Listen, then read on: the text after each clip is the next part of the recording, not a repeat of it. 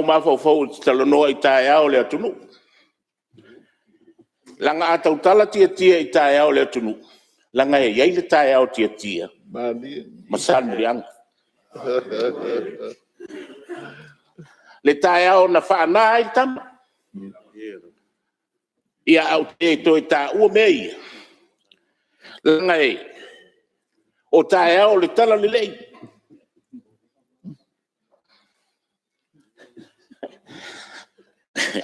tai ao le tala le lei mata niu fea ngai maleata aia ia malai ola manga whaanga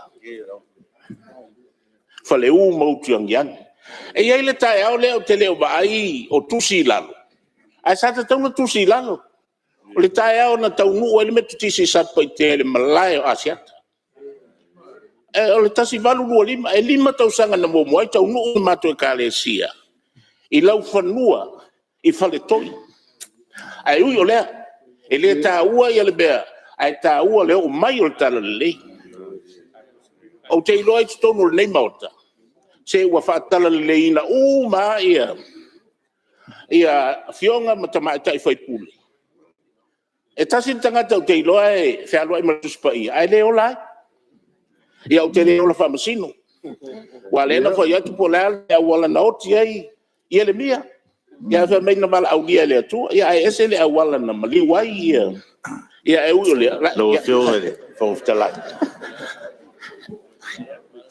ia sei tu le mai le Yo baile. Pasar le anu melfa, Sa nga si uso fet pule le fenga fo muy.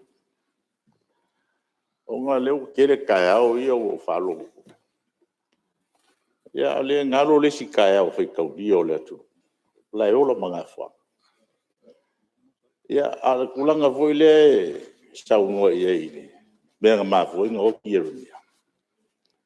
Kiro via voi pa war nga ka e fa o ki o bala la ka le tua. Yo a voi pe ngo fa ya. O ia na te au mai. O ia foi nga toi fa foi. Ia mo fa lo lava lo fe nga ko tala. To fe nga ko tala. Ia se ga o mai. Ole suiro sa no nei o se tamale le nei foi tu malo. Alanga le ua sa no le sui tai a ole tala le lei. Io le ngalo sui nei le ni van punia lava fa tolom pili o ua ma fa poiva. Sa tau nu ia le kalesia le mamon. Se pela le nganga na ia ona fa ilo langa le angalo ile sui malo lo sa no nei. E fa longo longo le o le kalesia nei pauni o le kalesia Samoa. E alo lo fa le tato atinu. Te le o me au mai so swani nei fa nga malo. Ale le angalo ile e la unga sui sini o nei mo. Mo lo nganga fa lo alo le. E la ma o kire ko Kariasi sui tula na walang ole wa umakaya o tayo le sa no ye sui o vai mongas fio nga sula mana ya tayo na Elo fio nga tala. Ole mongwo ho ye la mongwo ka ko ire vai liure na ka ngo solo le kaya umanga ngol kaya ole sai fasko ko kaya ole tisi ya o que musu e so o fio nga fo tala. O se ava no. Se on sa yo ka wa ka kula. Ei. Ola o yang va pe ola ka ma o nga. Ya. Ai. Ole tai au le nana to ai tau no ma li ai sa nga le mu ya. Tai o mo le tala le o tai na le pisi fasto uta. Tao na sidi ia missionary tau no la me pusa beuka o fai te le fa sto uta no o le tama fainga ia o se o lucky la ia ele lang ka ngoi lo bela le au ki musu ha makal kire o ko wa ka mai e se ko kwa la ngoi Ha tai lo fio nga fo tala wai. Te pai lo tu chau. Now no fa man tu su yo sa no te de fi fa be la vea alanga wa ta ya o lo tenu fo no fo melale titia wo ngalo ya o fa malo male me sa wa fa la ba e don men ta si len ta o na ngalo lo su tia le tai au na le liu ai le tusi pa ia le ngana Samoa O muri ngai la nga.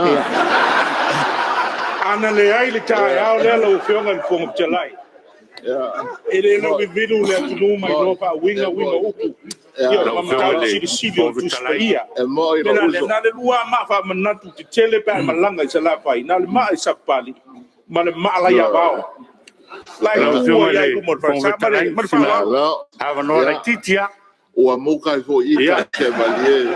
Ia la ufio ngai sui fala didi. Ia. ia le fa mautu ina la vole sa no anga su vai maunga Ia sei. ia wai a fai tau fo yo tatu fa maunga le ai ese suina ta wal ta ole e o el suio vai maunga na tele ta wal ta ole ale le ta wal ta ole ne fa ftaia wal ta au silile ta ole na malama isa mo il tala le le na mai ai si tala le po e kale si e teu wala ale ta au silile ini nivam punia la vai fa tolom pidio wom fa po wiva le mautu wai wa malama isa mo o fia le staulang malanga fa lol Ia, wala. Ia la o mangingo o. no fianga fa vitalai Ia le me o ia malie asia. le Ia fio mai ku mua fa fa ia o ku mua. Ia po fel kaya o lu kaya o nga asia. Ia sei. Ia sei ku lai mai ia. Deo Me stao. O lei pa. vai o que fa ia le o so ya fa mui makte ngalu dua fa tasia foi ngalu ngam tu malo alea wonga po fola mai ka o kala le no we ka wal ka momo le lai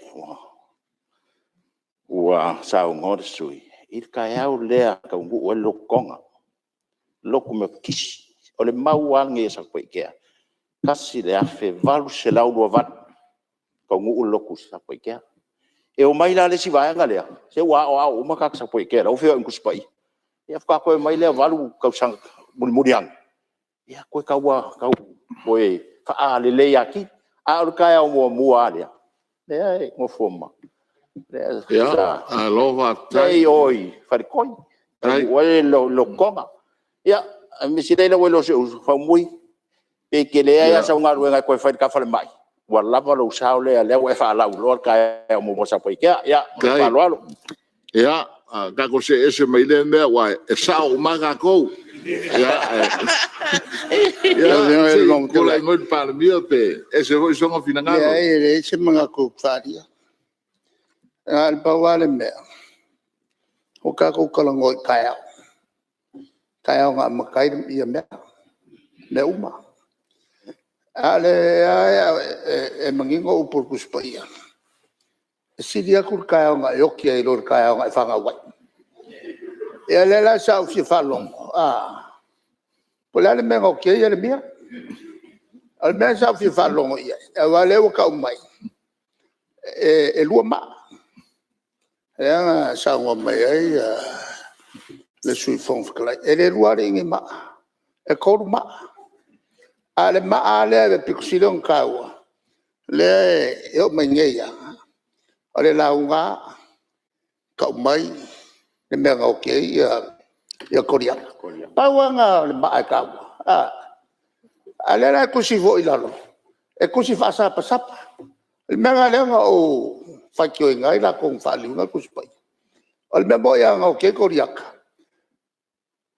Nga kong ia ka fika le ba. Ia se vai fa ngofi.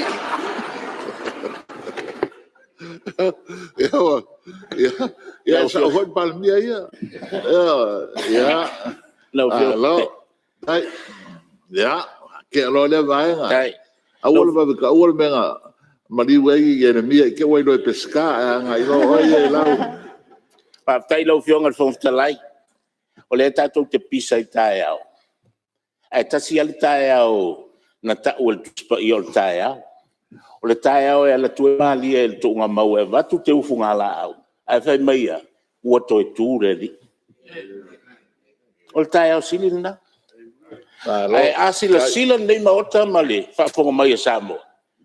O aso le atua e le eni tae au. E amata le fiafi. O na ore le tae au. O le whaavela vele le momoe ai tangata. la ngai a matal tae ai uma le fiafi ele se po o le a to silsila ke ne se na e fai mai